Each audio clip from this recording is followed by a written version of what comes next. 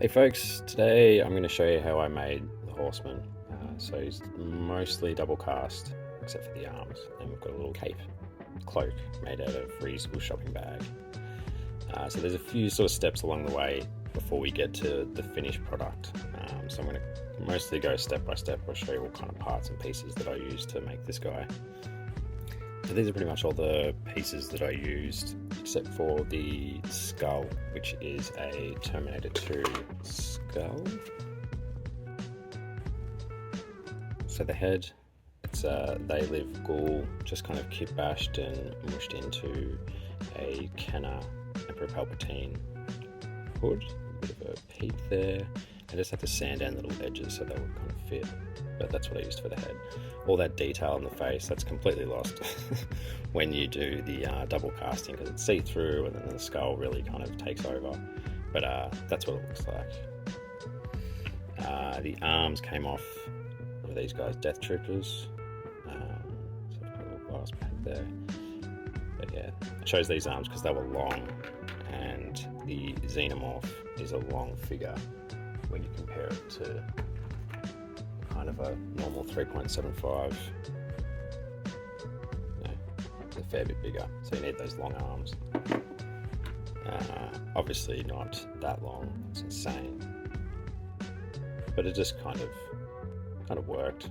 It took me a while to work out if I wanted to sacrifice one of these Xenomorphs, which I did because I have two of these purple and clear ones. But these are actually just a challenge in of itself to pull apart. There's so many kind of parts. Respect to anyone that's actually molded up and cast the tail, the arms, all these kind of bits. The head's kind of got like the action thing. So I didn't cast any of the other parts, and basically had to heat the figure up in boiling water and then chop off all these pointy things in the tail while it was soft. Same with the arms and the head. I think I managed to crack the torso open and sort of get the head out. But yeah, that was a mission. Be really careful pulling this apart or chopping the things off, because yeah, that was a bit of a challenge. But once you've done that, you'll hopefully have something that looks like this. I've installed the Glyos pegs just because they don't come into use with the Horseman because he's articulated magnetically, but it's good to get into the process of just installing these, so then you can throw on some Glyos arms if you want. And we've also got our chopsticks at the bottom. So once you've got your torso, leg set up, whatever you need, just make a quick mold, base plate, hot glue, stick it down, and then tube over the top.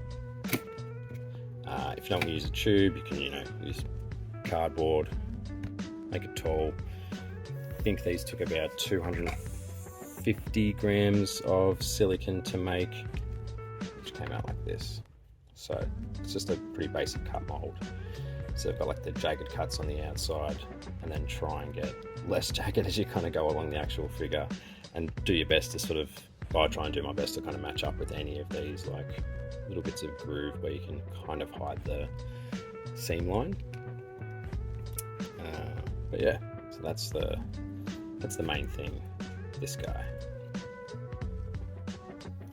Once you got your mold, what I did was I just did a pull of Smooth On 305, nice rigid quick set resin. Use it for a lot of like test pulls and that sort of thing. But I knew that I was going to be sanding this down, so I kind of wanted something that would sand well. The softer resins don't really sand well, and they heat up, so they become really soft and will start to kind of like warp and that sort of thing. So I cut the Glyos pegs off this cast just because we don't need them. And then you also obviously cut these bottom bits off. The next bit took surprisingly longer than I thought. Basically what I did, I just went to town on sanding. I kind of started at the bottom and just like sanded all surfaces, like front, back, used a Dremel, used sandpaper, used knives, just like just shaving it down, but also was mindful that I'd need this to kind of like connect somewhere, like a registration point for the double casting part. So I didn't sand any of that sort of top part here. So all this part I just left as is, but then pretty much started sanding from the rib cage down. And it just took a while to work out how much I'd kind of like sanded off. So I'd sort of like sand it, put it in here, and realized that I'd taken off like 0.5 millimeter. So we'd just kind of continue sanding, cutting, because I knew that like the rib cage of the outer shell kind of had that pattern. So on the skeleton that I made, I kind of did a pattern going the other way. I don't know, but as you can see, it's a bit of a difference in size. Kind of followed similar sort of like contours, I guess, of the original kind of piece, but as you can see, this top part here is basically exactly the same. So that's really good when we can get this in the mold. It'll lock in, so hopefully we're going to avoid sort of like most bubbles, and everything will be aligned, and there won't be any kind of parts of the skeleton poking out of the resin shell. But yeah, that's where it starts, that's where it's ended. Big inspiration for this piece came from makers like Barbarian Rage. He does some Unreal double casting that heavily influenced that sort of idea for the Xenomorph / Horsemen double cast. Cool. Now we've got our skeleton. We're kind of going to repeat step 1, which was make a mold. Same thing, I've cut the ones off here, but had like two little base pieces. Stick it down, roll over the top, obviously making sure that it's stuck there and not touching the sides like this one is. Or you can do make a mold however you like, really. We've got this guy, something like this will happen.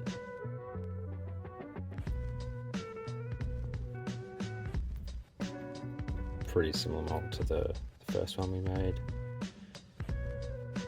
Cutting it right down to the end, because it does kind of have that shape where it's like wider, at the bottom as you pull it out. It can be a little bit tricky to pull out, so you've sort of got to be a little bit careful. And also, if you've sanded down these edges, it's going to be quite matte and smooth. But yeah, just be mindful that the surface will be quite flat, which may mean that your mold mightn't last as long. But if you take care, use mold release, or depending on the resins you're using, it could be fine. Mine's been fine. Cool. This is our skeleton. Skeleton's going to need a head, and I forgot to show you this. So that's kind of like the innards. This is a reaction figure Terminator head. Same head I used for Termenstein. Double cast Termenstein figures. It's a handy little head. So I just made a really basic, again, base plate, sticky thing with a vent, tube over the top, cut it open. So we've got our 2 skeleton sort of molds. So this is the setup for the head mold. I've just used a cast that I've had kicking around. So it's kind of important that we have the face at the bottom of the mold. That'll help with the double casting and putting the skull in. I also put this toothpick vent because we'll probably catch a bubble in the back of the hood there. But yeah, that's how I set up that. And we would hot glue around the base. We'd also chop this off, hot glue around the base, so we're sealed in there, and then we cut him out, and we'll get a cut mold. If I can get the light, you'll be able to see his face at the bottom there. So that'll help when lining up the skull.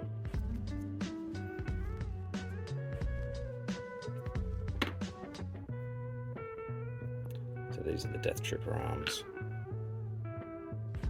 I did already install the Glyos pegs this one must have broke off when I was making the mould. I did install the glide specs again just because it's handy to have those already there, but we don't use them, so once the casts are made I just cut them off. This is not the actual arms, but this is the setup that I do. So I'll take that, put it on your base plate, cone over the top, cut mould. When we put these through, these aren't double cast, these are just going to be cast in the same resin that we do the skull and the skeleton in. Let's do some casting. Put our moulds. 1, 2, 3. This is the arm mould, which I showed before. If your moulds are fresh, I wouldn't worry about spraying any mould release for the first couple of pulls.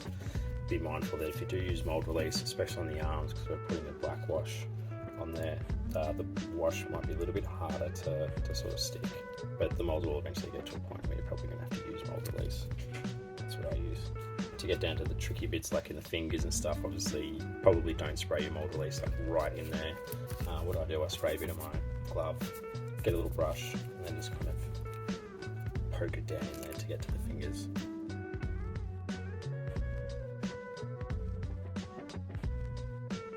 Resin we'll be using today, 60D. Bit of a semi-flexible resin. If there's high humidity and you're in a warm room, these pieces will kind of go soft. Not too much of an issue for us today though, because eventually it's going to be encased in a more rigid sort of resin. The arm still might have a bit of give when the temperature goes up. This resin's also really good because it sort of holds glow powder quite well because it's quite thick. The glow powder doesn't sink before it sort of cures, if that makes sense. So 15 part B. Handy little trick, like a sifter with the glow powder just to avoid any chunks. I'll show you what glow powder I'm using in a sec.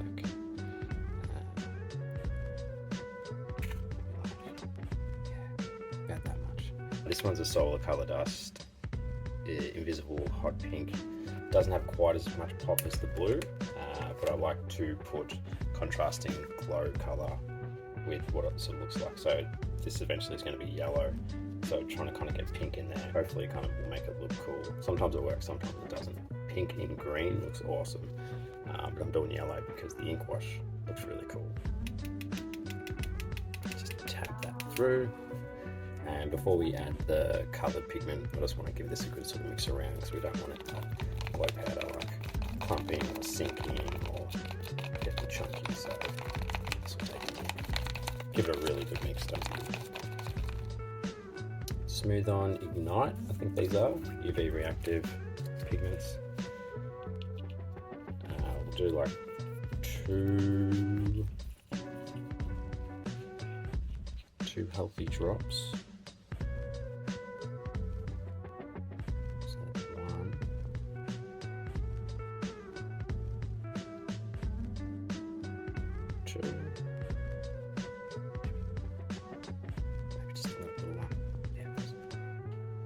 Also add just a tiny little bit of orange because when we add part A and the glow powder kind of whitens whatever you kind of got in there, so I also do a little droplet of orange to kind of counteract that muting of colours. Almost looks like an eggnog or something. We're going to throw in part A of our 60D. Little tip, you'll probably see me use this guy, syringe. You don't have to, these molds are pretty good. I just kind of want to ensure that I don't get any bubbles in these arms.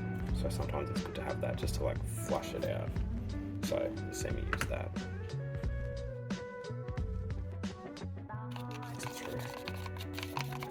You don't let the, whenever you've got glow powder and resin, don't maybe let it sit around too long. You don't want that glow powder to kind of all settle at the bottom, so just as much as you can.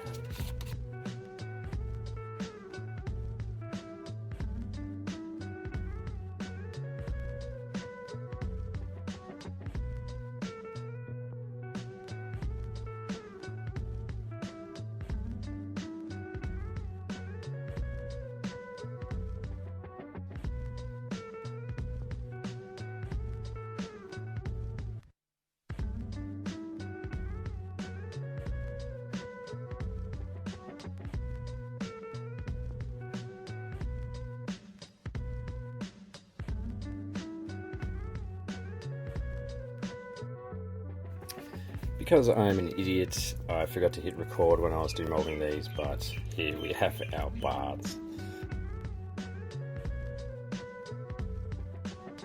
Basically, I'll just trim these excess resin bits off. Sharpener.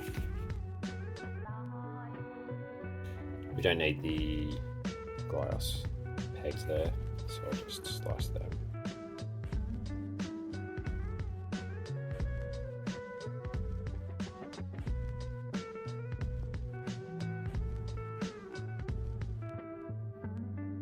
So I usually let this stuff rest for a little bit, just because the resin is soft and you want to make sure it's fully cured before applying any like inks or paints or anything like that. Just because the pieces will kind of like bend in your hand and probably warp it. Make sure it's fully cured before you start throwing shit on or cutting. I'm going to quickly show this. This is the difference between using pink glow powder and invisible aqua glow powder. So the skeleton there, that's obviously blue, and this one's more faint.